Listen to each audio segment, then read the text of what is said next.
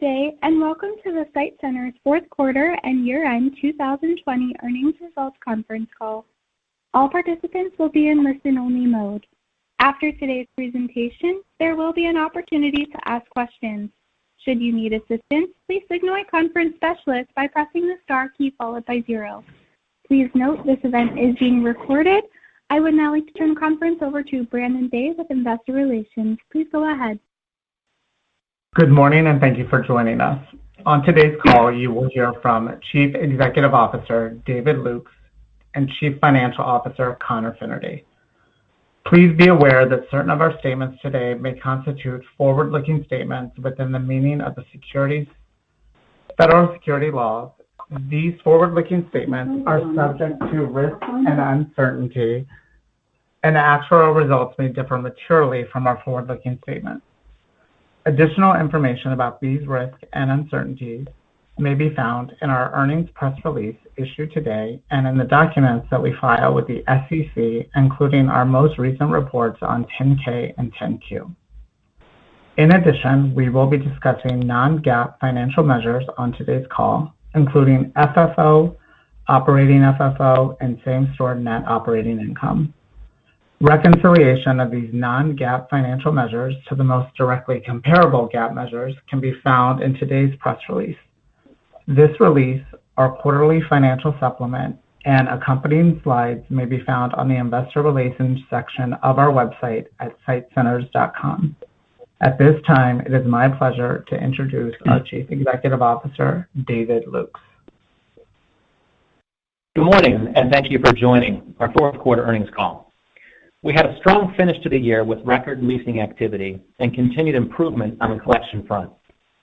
These results are a product of the work of everyone at SITE Centers, and I want to thank all of my colleagues for their continued dedication. 2020 was a challenging year on many fronts, and because of our tireless efforts, the company is in a fantastic position for the future. I'll start this morning with a summary of fourth quarter events and then discuss some emerging macro tailwinds which are providing support and growth to our portfolio of assets in wealthy suburban communities. Consistent with the last quarter, 100% of our properties and 98% of our tenants remain open and operating as we continue to provide the necessary support for our communities.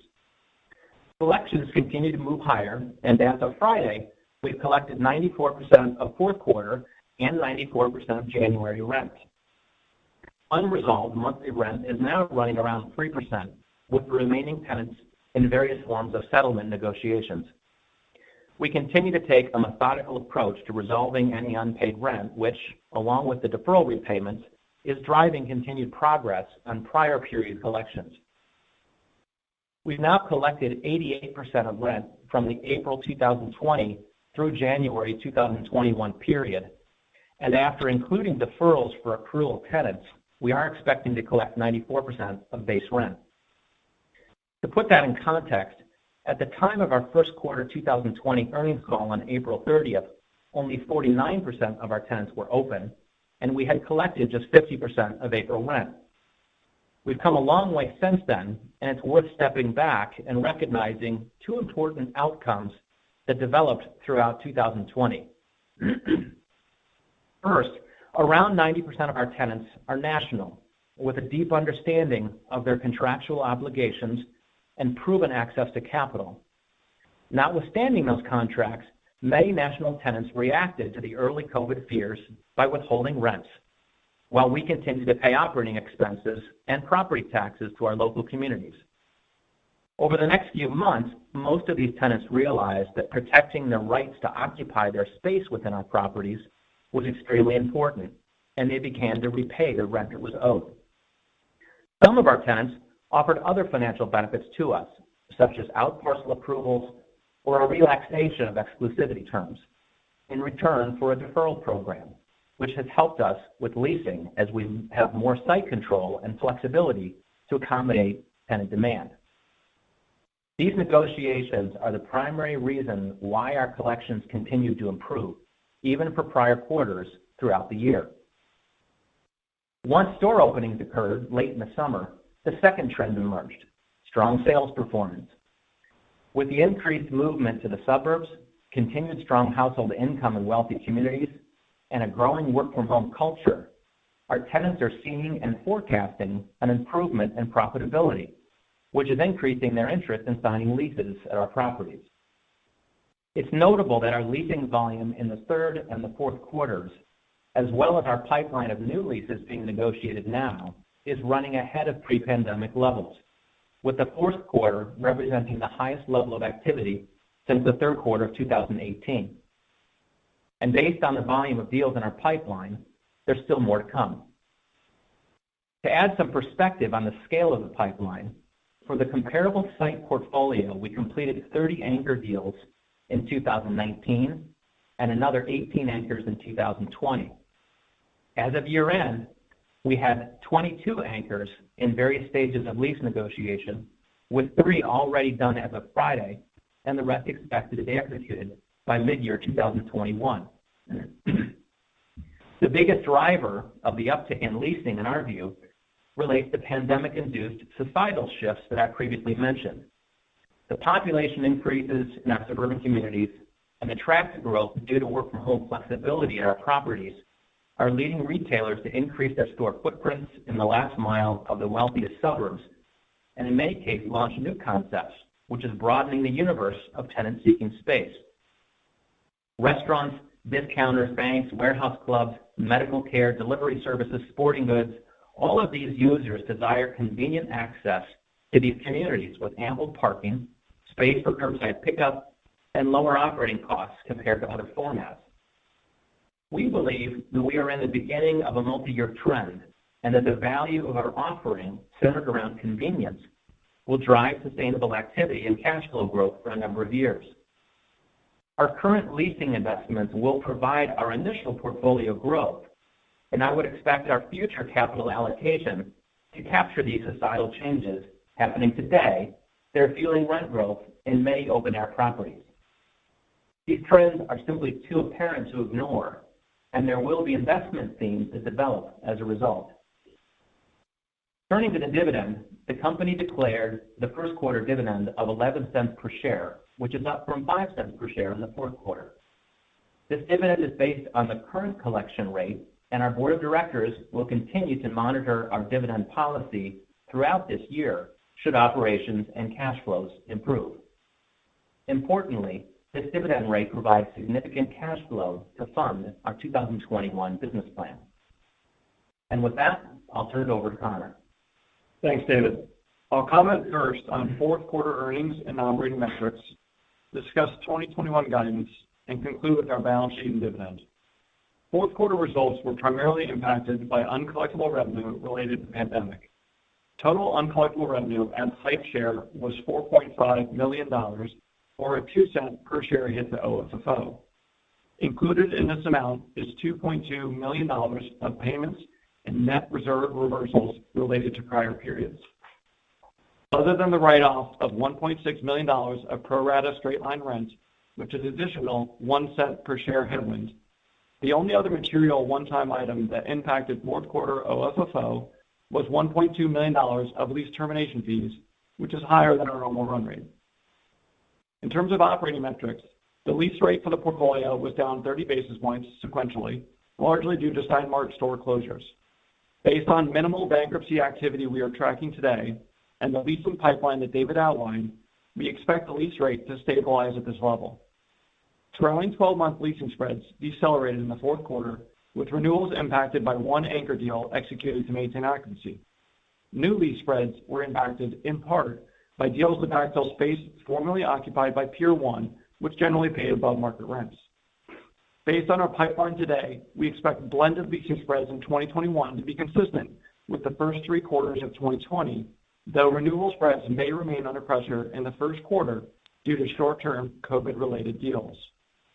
Moving forward, we are introducing 2021 OFFO guidance of 90 cents to $1 per share. The bottom end of the range assumes no improvement in collections with continued occupancy headwinds, and the top half of the range assumes a steady improvement in collections and a return to a more normalized pre-COVID operating backdrop. Additional 2021 guidance pieces include JV fees of $11 to $15 million, and RVI fees, which exclude disposition and refinancing fees, of $13 to $17 million. Other 2021 factors to consider include G&A, which we expect to be around $54 million, interest income, which we expect to be immaterial in 2021 with the closing of the Blackstone transaction in the fourth quarter and the repayment of our preferred investment, and interest expense, which we expect to be around $23 million in the first quarter at our share and relatively consistent over the course of the year. Lastly, we provided a schedule on the expected ramp of our $13 million signed but not open pipeline on page 10 of our earnings presentation. This pipeline alone, for context, represents just under 4% of our share of fourth quarter annualized base rent. If you were to also include the 22 anchors that David referenced, the pipeline increases to approximately 5% of our base rent, with the majority of rent commencements expected in 2021 and 2022. Turning to our balance sheet, included in the receivables line item at year-end is approximately $14 million of net COVID-related deferrals we expect to collect in the future. Details on timing and composition of the balance are outlined on pages 8 and 9 of our earnings slide deck. As I mentioned last quarter, the vast majority of this revenue is attributable to public tenants, with half the balance from tenants operating in the discount sector. In terms of liquidity, the company remains well positioned with minimal 2021 maturities, no unsecured maturities until 2023, and minimal future development commitments. Additionally, we have $835 million of availability on our lines of credit and $74 million of consolidated cash on hand at year-end. We have no material usage at this time. Lastly, as David mentioned, the company declared a first quarter dividend of 11 cents per share, which is based on current collection trends. This dividend level provides significant free cash flow to fund our growing leasing and tactical redevelopment pipeline, with excess cash to be retained. We continue to believe our financial strength will allow us to take advantage of future opportunities to create stakeholder value. And with that, I'll turn it back to David. Thank you, Connor. Operator, we are now ready to take questions. Thank you. We will now begin the question and answer session. To ask a question, you may press star, then 1 on your touchtone phone. If you are using a speakerphone, please pick up your handset before pressing the keys. To withdraw your question, please press star, then 2. At this time, we will pause momentarily to assemble our roster. The first question comes from Todd Thomas with KeyBanc Capital Markets. Please go ahead. Hi, good morning. David, you talked about some investable themes, materializing as a result of, population shifts and work from home trends. What does that mean for SITE's investment efforts here? The company was starting to invest ahead of the pandemic. I think the acquisition of the blocks in Portland was one of the more recent acquisitions, and commentary was shifting toward becoming more offensive. How are you thinking about investments today, and how should we think about the timeline to act on some of these themes? Good morning, Todd. How are you?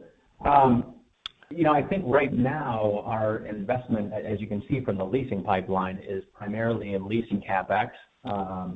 We've just got a ton of activity, and our capital allocation, right now is squarely in the leasing front.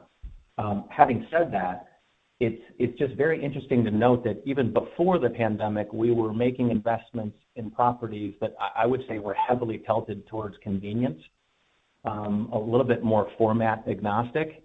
In other words, less focused on a specific type of anchor or a format, and more focused on where the tenants want to be. The block portfolio is a bit more urban. It is also heavily convenience oriented. If you look at the tenant roster, it's just got a lot of service tenants and banks and so forth. There were other investments we made, one in Austin and one in Tampa, that were also heavily based on convenience, kind of a local, 2 to 3 mile community. And those properties performed better than most over the course of the pandemic. So I think for me, it's just reinforcing the fact that the customer traffic tends to be heavily focused towards convenience. All of these trends that are coming out of COVID are making me a lot more bullish on the convenience aspect in wealthier suburbs. And so as we start to make property acquisitions, which I do expect to happen this year, we're going to continue that focus on where the tenants want to be, because frankly, that's where the rent growth is. And the rent growth is in convenience-oriented properties. And so I think we're going to be buying into a rent growth theme as opposed to buying into a vacancy theme. And those are different, right? When you get into an early part of a recession, a lot of investors have a choice to make. They're either going to kind of go for distressed assets that have some vacancy and you can provide some near-term growth. For this particular recession that we're seeing, it's a bit of a split. You can make an investment theme based on occupancy, but boy, I'll tell you that the leasing volume and the number of calls that we're getting from tenants makes me feel like the rent growth theme is a much more powerful long-term investment strategy. Okay. And then Connor, in terms of investments, is there, are there any investments embedded in the guidance at all at either the high or low end of the range? No, there's not a ton. Okay. And then David, you also talked about, retailers launching new concepts and, it sounds like the leasing pipeline's, pretty healthy here. How much of that pipeline is comprised of new concepts today, and how meaningful of an opportunity might that be? Maybe you can just shed some light on what you're seeing there in terms of, where the demand is in terms of the space sizes and maybe give some examples of some of those expansion or new concepts. Sure, Todd. At this point, if you look at the supplemental and you look on page 14, which kind of shows the total new leasing and the comp leasing, the fourth quarter was pretty dramatic. I would say that the percentage of those total deals is still the same kind of strong suspects that have been heavily in leasing for the last couple of years. So I don't think the newness of concepts is contributing heavily today, but it is providing competition. And, a number of the new concepts have us under NDA, so I can't really be open about new concepts we're seeing because a lot of retailers are looking at creating another banner or another flag within their empire. And I do think over the next couple of years, we are going to see some new concepts roll out. What surprised me most, Todd, is that the two categories that were most difficult to fill for the last 5 years have been box spaces, number one, which, I would say is the 20 to 50,000 square foot category. And then secondly, as you know, when we lost Pier 1, that kind of 8 to 10,000 square foot space was the most difficult. The new concepts that are emerging now seem to be half in the 8 to 10 and half in the kind of 25 to 50 range. And that was surprising. It's surprising to see new concepts that are focused on larger suites. And I do think that is driving some of our square footage gains in the fourth quarter. And I do think that's going to continue for the next year or two. Okay, great. All right, thank you. The next question is from Rich Hill with Morgan Stanley. Please go ahead. Hey, good morning, guys. First of all, let me thank you for the earnings presentation. I thought it was very good, particularly page 14. I wanted to talk through just a little bit about the guidance in 2021 and maybe push you a little bit.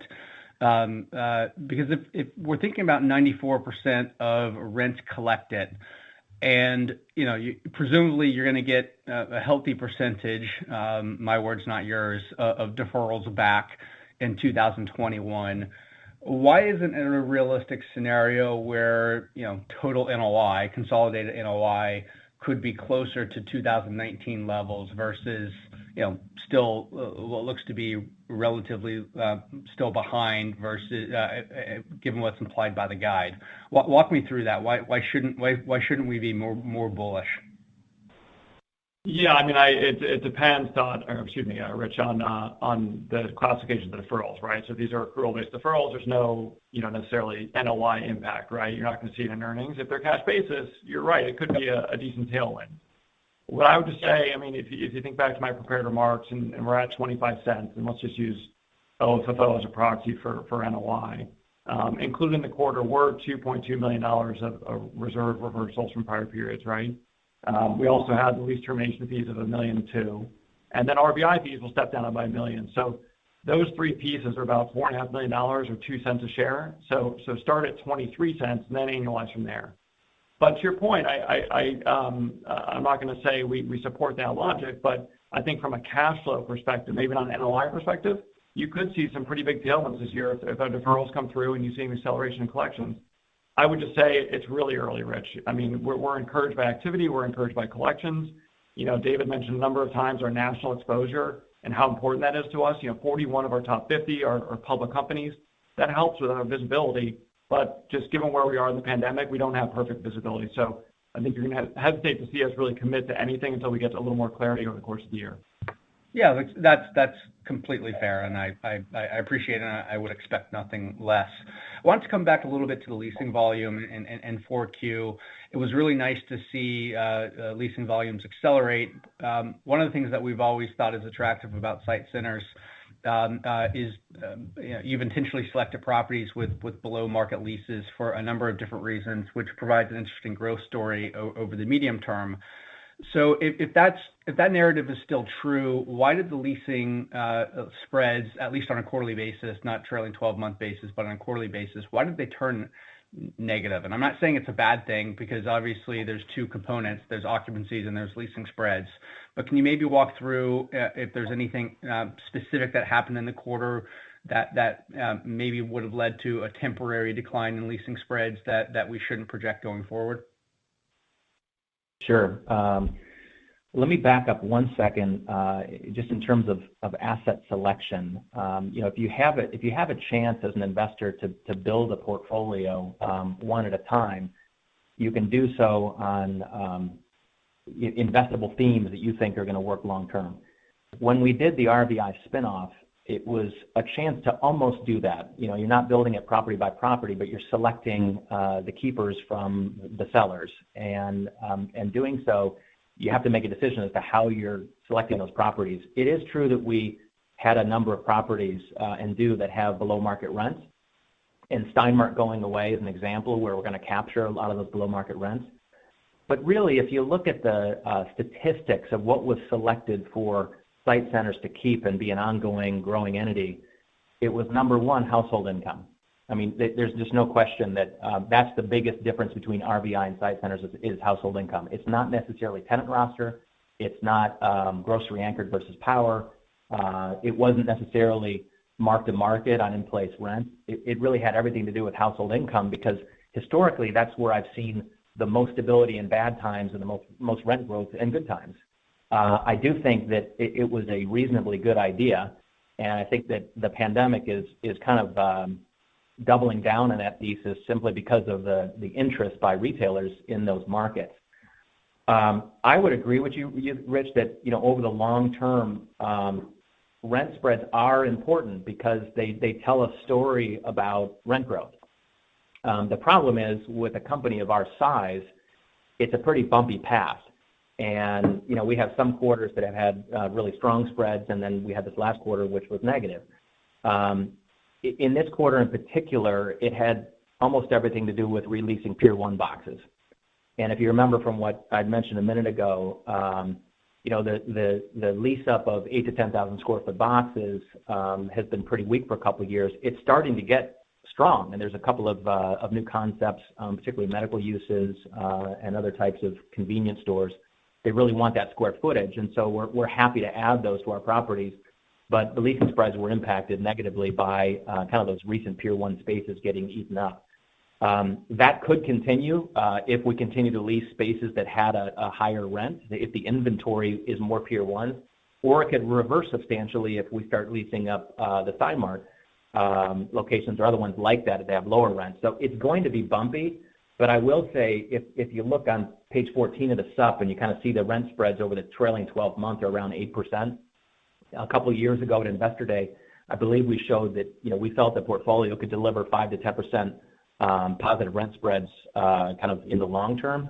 And so I'm still supportive of that original thesis that we're going to be in the long term in that 5 to 10% range, but it's not that we won't end up with a quarter or two here and there that are negative. Yeah, just to echo David's point, the vintage of the bankruptcy is incredibly impactful given our denominator. So Steinmarts are probably 300 to 500% mark to market. The pipeline that David mentioned has kind of a blended spread in the kind of low 20s, but when we sign those and what's in the pool, et cetera, could have a material impact on what we report. That's really helpful, guys. And one more quick question from me. Transaction activity. And the market feels a lot better than it did, 6 or 8 months ago. But we haven't seen a tremendous amount of transaction activity. We've seen some, but not a lot. We haven't seen maybe as much as some would have hoped in RVI.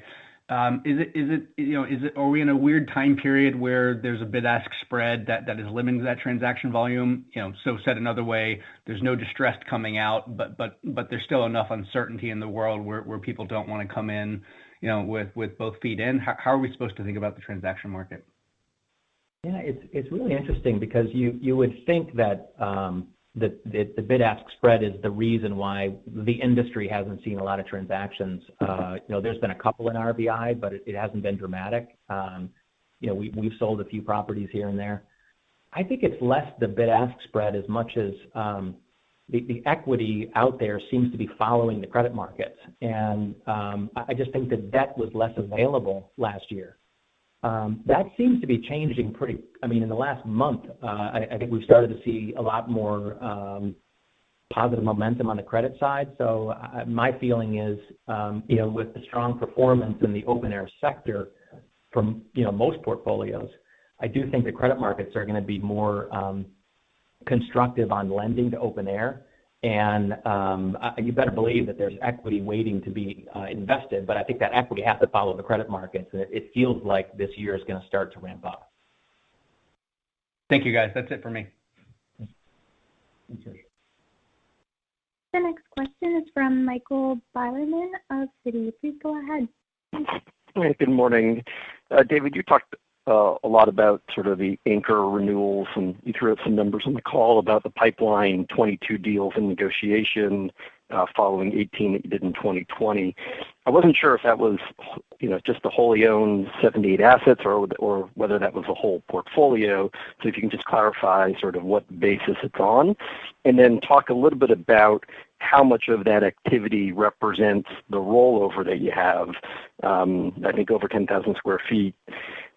There's about 8, at least in the wholly owned portfolio, and a few more in the unconsolidated that don't have options. So I don't know how much of it is, those tenants that are rolling, and how much is existing vacant space. Yeah, Michael, it's Connor. So it's the comparable portfolio. So it's the JVs and wholly owned, and that's why I gave some color on the kind of NOI impact, what it means for site centers. It's called, an additional 2% boost to our signed not open pipeline. If you look at that pipeline today of the 13 million signed not open plus the 22 anchors, all but maybe 1 or 2 anchors are effectively vacant today. So that's all. If you're taking kind of fourth quarter 2020 NOI as a starting point, that's all NOI to come. The other point I would just add to that is, remember, we're talking just base rent, right? The recoveries on these anchors or these deals are pretty impactful. And then the last point I'd make is the pipeline David mentioned is just anchors. We've got a number of pads, ground leases, et cetera, in the hopper as well, which, David mentioned the rent growth we're seeing for convenience-oriented real estate. Some of those rents are bigger or larger than some of the anchors we're signing. So I would just say, again, to your answer, your original question, is a mixture of wholly owned and JVs. But remember, we're also qualifying it by just giving you base rent. Right. And then at what point do you sort of feel the small shop occupancy will start to revert and start to move up with all this demand and the data that you're seeing on the traffic levels? I would have thought you would have seen more, maybe some small business openings to take advantage of those stores, which don't require as much capital investment relative to an anchor. And so you're sitting there at 83%. At what point does that start to march the other way, consistent with the anchor deals you're doing? It's a really good question. I wish that I had a crystal ball, Michael. Normally I would say that we're getting a lot of shop activity. Maybe a lot's too aggressive. We're getting reasonably strong shop activity, but the back door is still open. Meaning it's more difficult for shop tenants during the recession than it has been anchors. I'll echo again what Connor said. You look at our top 50 tenants, they represent 60% of our base rent. And of those top 50, 41 of them are public companies, and that same group raised over $50 billion of fresh capital in 2020. So I think the kind of immediate leasing momentum is coming from the anchors. If they start opening and generating sales and the vaccine gets out, I do think the shops will follow that. But to date, I wouldn't say that the shops are as aggressive as the anchors are. I do agree with you if you're saying that the shops should follow. What we need to see happen is we need to see the shops not going out the back door. In other words, not closing or staying closed. And on that front, I do think we have a pretty small exposure since most of our shops, you look at our restaurant list, they tend to be national tenants. But they're being a little more careful than the anchors are right now. And just one last quick one, just on some Canadian. The land sale up in Toronto for $22 million. Was your basis cost $3 million, or had that been written down? And looking at the SUP, it looked like it was a 10% ownership, and you sold it for 88. So I wasn't sure if there was a promoted interest that got you to 22. Just can you just go through the math there? Yeah, Michael, so it was $83 million. It's on page 18 on the transaction at the very at the bottom of the page there. I actually don't recall if that was a net basis. We took a write-down previously. I think it's a piece of land we owned for some time. So I'd have to come back to you on the promote or the structure on that front. Okay, thanks. Thanks, Michael. The next question comes from Alexander Goldfarb with Piper Sandler. Please go ahead. Hey, good morning. Good morning. So just a few questions here. First, just David, going to RVI, I understand from the U.S. perspective that open air coming back and that should jog loose some more sales there. But how would you rate things on the island as far as the same trends and preferences for open air are also on Puerto Rico, and also the credit is the same, or is it a different dynamic there that's still lingering from pre-pandemic when sales on the island were a lot slower than they were on the mainland? Hey, Alex. Good morning. It's a very reasonable question. I do think it's important because, as you all know, we would be very happy to receive back our $190 million pref that is at RVI, and that's dependent on asset sales. So I do think that even though it's a separate company, it is relevant for sure.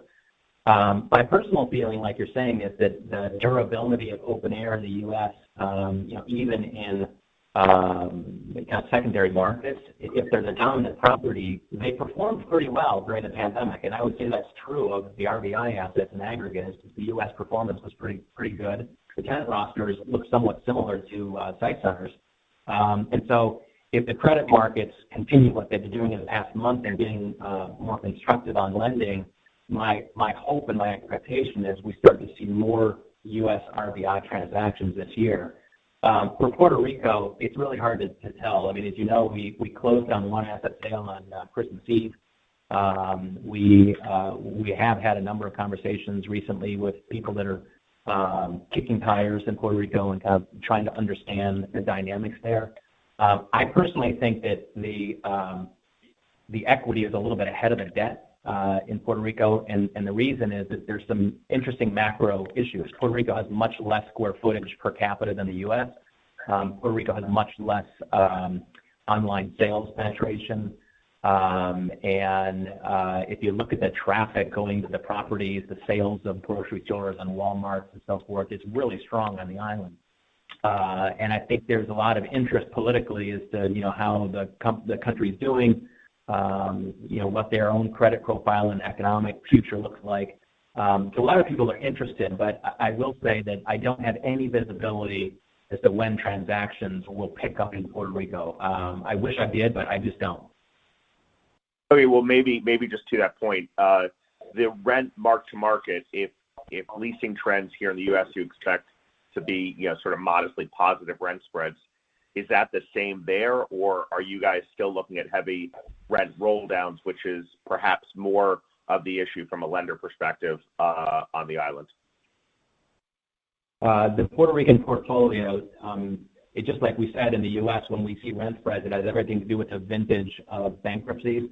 In Puerto Rico, you're right, it has everything to do with the vintage of the leases being signed. And it just so happens when a lot of big box and kind of national chains moved into Puerto Rico, they're now past their primary term, they're in their options. And so when they get to the end of their term, a number of them have been above market. And so I would say we're still dealing with some roll downs. I think the last 2 years or so we've probably dealt with the bulk of them. So there's a little bit of roll down left, but I don't think that the spreads are as strong as they are, in the U.S. on a trailing 12 months. Okay, and then just looking here, David. One is, looking at slide 12 of the PowerPoint, you guys are still heavy anchor, and small shop is pretty small as a percent of ABR. So when we think about rent spreads and your ability to drive rents, which is clearly something you've well articulated, my impression is that the big anchors, the rent bumps are pretty modest, pretty tepid, and that the real juice comes from the smaller tenants. But for you guys, the smaller tenants are a small part of the portfolio. So is it really that small part, the small shops really are driving the outsized, or is there more juice as these anchors roll that we may not typically be thinking of? I think, Alex, I'm trying to unpack that question. If you look at the near-term growth of this company, a lot of it is occupancy related.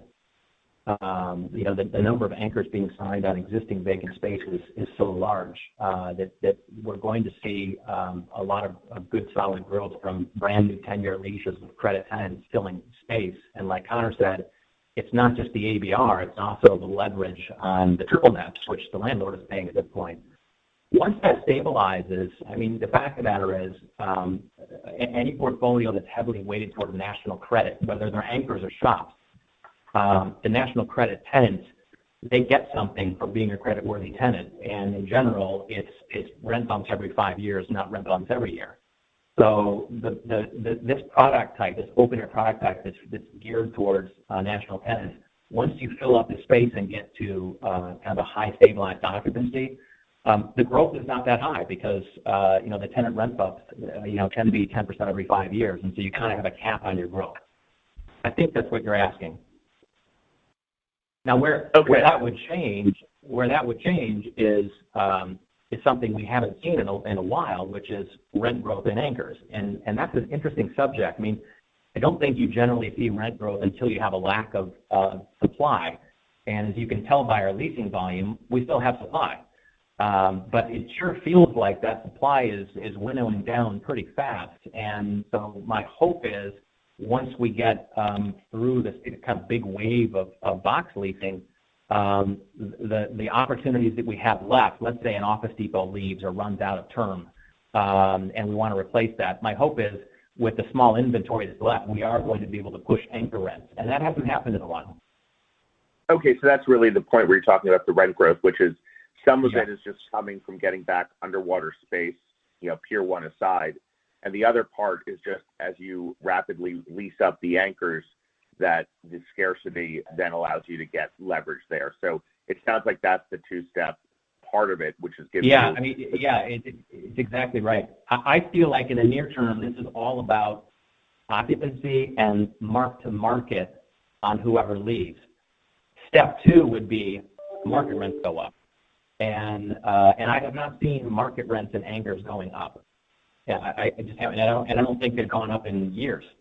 Having said that, if your average household income is over $100,000, there's no new supply, and we end up leasing, the amount of space. It's almost 300,000 square feet in variable pools last year. At some point, we're going to have pretty low inventory, which means that's the point where we can start selecting tenants and we can start pushing rents. The only other thing to add, Alex, is we have been effectively manufacturing rent growth through the tactical projects that we talked about in the last 6 months. So if you look at page 17 of our stuff, effectively every one of those projects is a reconfiguration of space, i.e. going from anchors to shops. And so it's obviously it's small relative to your enterprise, but it really does start to add up if we can kind of continue this path for a couple of years. Okay. And just finally, the 6% sort of outstanding, you've collected 94, whether in cash or deferral. The 6% outstanding, should we think about that being 6% pending vacancy, or sort of split the difference, 3% vacancy, 3% that you'll collect? How should we think about that remaining 6? Yeah, Alex, in a normal recession, if you look at tenants that don't pay rent, there's always a question mark of, when is that tenant going to go away? And I think that's the basis of your question, right? How much of the unpaid is simply not going to go open back up and pay rent again? But if I look back in my experience in previous recessions, I would say there's 2 reasons why a tenant that's not paying goes away. Reason number 1 is they're a bad operator and they run out of money. Reason number 2 is they're a good operator, but they don't really see a future in your property or in their business, and so they throw in the towel before things get worse. I mean, those generally are the 2 reasons why a non-paying tenant goes away.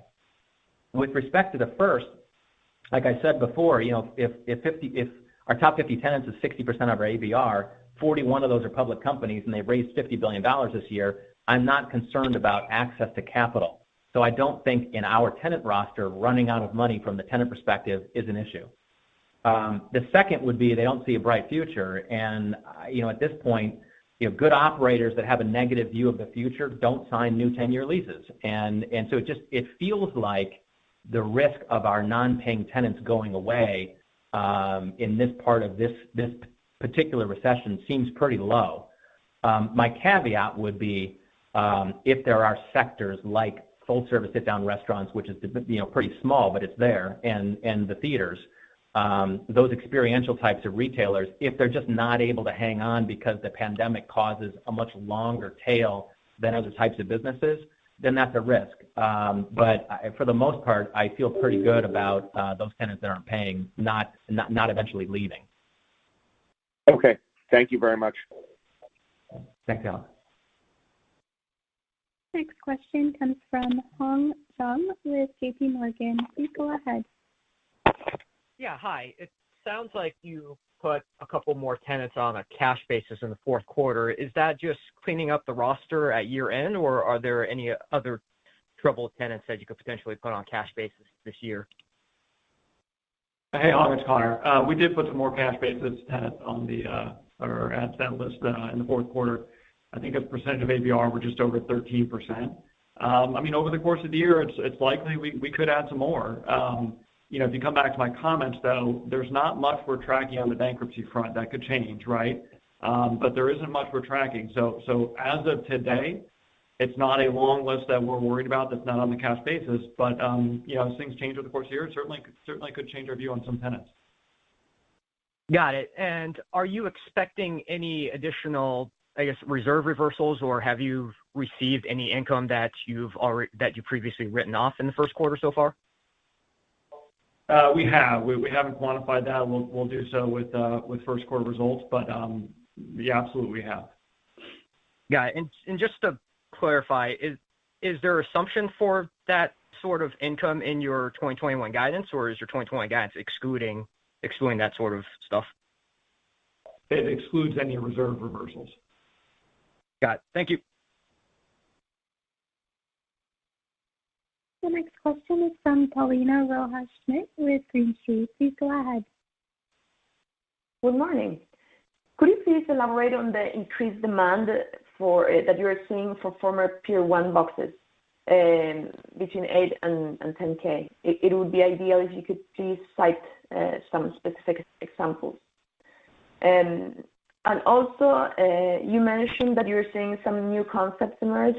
I'm not sure if it's for this same type of box size, but if different, if you could also elaborate on this, it would be appreciated. Thank you. Yeah. Good morning. I would say that the demand increase for the 8 to 10,000 square foot range is off of a pretty low base. So I wouldn't take that as being an indicator that there's an outsized demand. There are a couple of tenants that recently started to grow. They are a couple of new categories. As I mentioned before, we're under NDA from a couple of new concepts, so I unfortunately can't really go into great detail about the specific types of tenants. But there's been a couple of tenants that are wanting to get into properties, particularly ones that are in wealthy suburbs. And so the first few that they're trying are in the 8 to 10,000 square foot range. I think what's been more impactful, honestly, is the demand for larger boxes, kind of the 25 to 50,000 square foot range. That's been more surprising to me, and I think there's a little bit more on the new concept front for those larger spaces than there is the 8 to 10,000. But it really runs the gamut. I mean, you've got some grocery concepts, you've got sporting goods concepts, you've got delivery services, you've got kind of logistics style tenants that are taking the 8 to 10,000 square foot space that are less retail and more logistics. There's tenants that are medically oriented. A lot of people in the suburbs appear to be moving their doctors and dentists and opticians from the cities to the suburbs long term, and that's propelling a lot more kind of health and wellness. A lot of the health and wellness categories seem to be kind of moving away from individual 500 square foot suites and office buildings and moving into kind of a collective health and wellness suite in the suburbs. And so that's kind of one of those categories that fills that 8 to 10,000 square foot void. Got it. Thank you. Next question comes from Kevin Kim with Truist Securities. Please go ahead. Thank you. Good morning. Can you just talk about high level the sales activity that you're seeing? And I know you don't track every tenant, obviously, but whatever information that you do have, the sales activity that you're seeing in 4Q this year versus last year, and maybe foot traffic. Hey, Kevin, it's Connor. I mean, it's to David's point on one of the downsides of national tenants. One of them is sales and sales collections, and we get very little information on that front. I think it's just about a third of our tenants report sales. I would kind of point you back to our public tenants, right? That's where we get the most information, and in our anecdotes with our during our portfolio review. So I don't have great information for you there. What I would just say though is if you start ticking down our top 50. You'll see fairly dramatic sales increases for the home improvement, home furnishing, grocery. The discounters are starting to ramp up a little bit. They're probably the laggard, but everyone else has put up, especially the crafts business. I mean, have been putting up 20-30% comp. So we have some data on that from a couple weeks ago or a couple months ago. Excuse me, a presentation we did. But I would just point you to our public tenants on that front. Okay. And what was your retention ratio? It's one of those simple stats that a lot of strips don't report. And I was curious if what you expect going forward in 2021. You're correct. We do not report a retention ratio. I would say for anchors, it's historically been in that 90 to 100% range depending on your quarter. And there's nothing in our pipeline that makes me think it would deviate from that. For shops, to David's point, it's much lower. Historically, I think it's been in the 70s, and my guess is now it's even lower, just given fallout during the recession. So our blended is probably down marginally in the kind of 80s, but for anchors, it's extremely high. And implicit in your guidance, you're assuming that doesn't change much or improvement. How are you thinking about that? Yeah, remember most of our anchor leases roll in the first quarter, so our visibility on that front is extremely high. Okay. Thank you, guys. You're welcome. The next question is from Linda Tsai with Jefferies. Please go ahead. Hi. What's the best way to think about dividend growth going forward? The best way to think about dividend growth is that I think the board of directors is kind of thoughtfully and carefully considering what the growth rate of the dividend is. And I think all of us, management and the board, are looking very carefully at the durability of collections. I don't think anybody wants to get over our skis until we really see more of a conclusive end to the COVID environment. So we're really basing it on current collections for this quarter, and I think the board will simply reconsider it every quarter and look at where collections are. From a long-term basis, I think there's a payout ratio that we think is appropriate. Conserving capital for us is great because it allows us to, fund a lot of leasing CapEx and hopefully some acquisitions coming up. So I think we're going to be pretty careful with the high watermark. Once the collections get back to normalized, we'll be pretty careful about the high watermark for the dividend over time. Thanks for that color. And then to clarify, you said that the lease rate should stay stable from 4Q levels. Does that also mean that the 290 basis point signed but not occupied spread starts to compress? I don't think so. And if you look at our slides, Linda, I think it's page 10 or 11, we've got the sign, page 10, we've got the signed but not open kind of cadence of commencement. So from a commence rate, we're really not going to see a big uptick until the back half of the year. Lease rate is always really difficult to forecast. Again, to my comments, we're not tracking material bankruptcies at this time. To David's point, we could have some additional shop fallout. That's not material for us, but it could be a little bit of pressure. But I do think based off our leasing pipeline, it's stabilized and we're hopeful it'll start to accelerate over the course of the year, but we're not willing to commit to that just yet. For the lease occupied gap, then, I mean, look, based on our activity, like I mentioned to Michael, the pipeline David mentioned are just the anchors, right? So if we have additional pads and convenience-oriented retailers in addition to that, you could see an acceleration or an expansion of our lease occupied gap, even with the signed not open pipeline commencing in the back half. But we should, right? We're also 90% leased. I mean, we've got a lot of room to run on that front. Got it. Thank you. The next question is from Chris Lucas with Capital One Securities. Please go ahead. Good morning, everybody. Hey, David, just going back on the anchor sort of retention rate number, as it relates to the leases that you have that have no options left with them, is there a similar expectation, or how should we be thinking about those 11 leases? I know it's a pretty small number, but just kind of a similar expectation on. I'm sorry, Chris. Give me a little more. So what you're saying is, if an anchor tenant in our portfolio runs out of term and options and they're naked, right? What's our expectation on retaining them versus replacing them? Is that what you mean? Correct. Yes, exactly. Thank you. Yeah.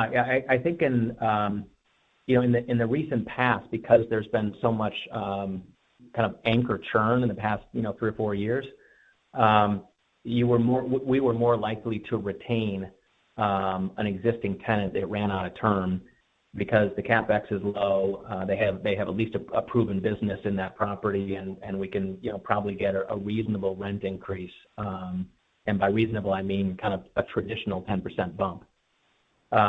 What's going to be very interesting is throughout this year, it looks like our inventory of available boxes in wealthy suburbs is going to go down pretty dramatically, which means we're going to have some tough choices to make when tenants that are maybe not top tier run out of term. And it sure feels like we might be in an environment where we start purposefully replacing tenants with better ones, and that's a pretty good spot to be in. We've done a little bit of that in the last quarter, where we decided to not renew an existing tenant, go ahead and take the vacancy because we want to replace them. And so maybe there's a year and a half of downtime, but you end up with a much stronger long-term property. That's a good position to be in, and it feels like we're kind of at the beginning of that right now. So the retention from the tenant side might be stronger in this environment. The question is whether the landlord wants to keep that retention or would rather replace the tenant. So, as an example, in Shoppers World in Boston, there have been a number of tenants that we've decided we would like to replace them and upgrade the tenant roster because when you get these windows where anchors are active, it's best to take advantage of them because it doesn't last forever. Okay, thank you for that. And I guess that sort of leads me to the other part of this, which is I think pre-COVID, a lot of the conversation among the national tenants was about right-sizing their footprint. Is that conversation sort of put on hold right now as they sort of reevaluate how they want to, work with consumers in terms of, how they want to build their distribution? Yeah, that's one of the most fascinating subjects that I personally haven't developed a conclusive opinion on, but it is really interesting. I mean, as you know, you and I have talked for years about anchors wanting to downsize their space and get more efficient. It almost feels like there have been a number of examples where that's reversed during COVID. And the reason I say that is, demand for space that's 30, 40, 50,000 square feet has increased. So we're doing less box splits in this last year, and we're doing more, full box leasing. I'm not exactly sure what the reason is. I mean, we have pulled some of their building permit drawings just to kind of look at what the new footprint looks like. And it does appear that the tenants are making sure they have enough square footage to be flexible on delivery from store.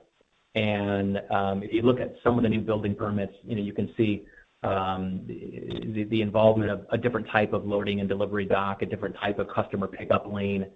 And those things take square footage. It's hard to shrink your store down to just-in-time inventory and at the same time want the inventory in the store. And so it feels to me like that trend of shrinking footprint might be reversing a little bit. Okay. Thank you for that. And the last question for me is, now that you guys have sort of concluded the joint venture deconstruction between you and Blackstone, and you've got a handful of assets on a wholly owned basis, how should we be thinking about that group of assets that you picked up on a wholly owned basis, in terms of the long-term viability of them in your portfolio versus future disposition proceeds potentially? Yeah. I think you should assume the same thing with our existing core portfolio. There's going to be a handful that we sell fairly soon because we want to recycle that capital into higher growth assets. And there's a couple that have really strong tenant sales. They've got contractual rent bumps coming up, or there's out parcels that we can build. So of the 9 that we bought, I would say a third of them are probably sell fairly soon. A third of them are stable and growing at the same rate as the rest of the portfolio, and a third of them have some tactical redevelopment where we can add an out parcel or subdivide a box or lease some vacancy. And so that's kind of to me, it's a proxy of our overall portfolio. We're always going to be selling the bottom couple of assets, not because they're necessarily bad or risky, but they just run out of growth. And in this industry, I think once you run out of growth, there are other ways to make money, and I'd rather see us continue to recycle. Great. Thank you for that. That's all I have this morning. Thanks, Chris. This concludes our question and answer session. I would like to turn the conference back over to David Lukes for any closing remarks. Thank you all very much, and we will speak to you next quarter. The conference is now concluded. Thank you for attending today's presentation. You may now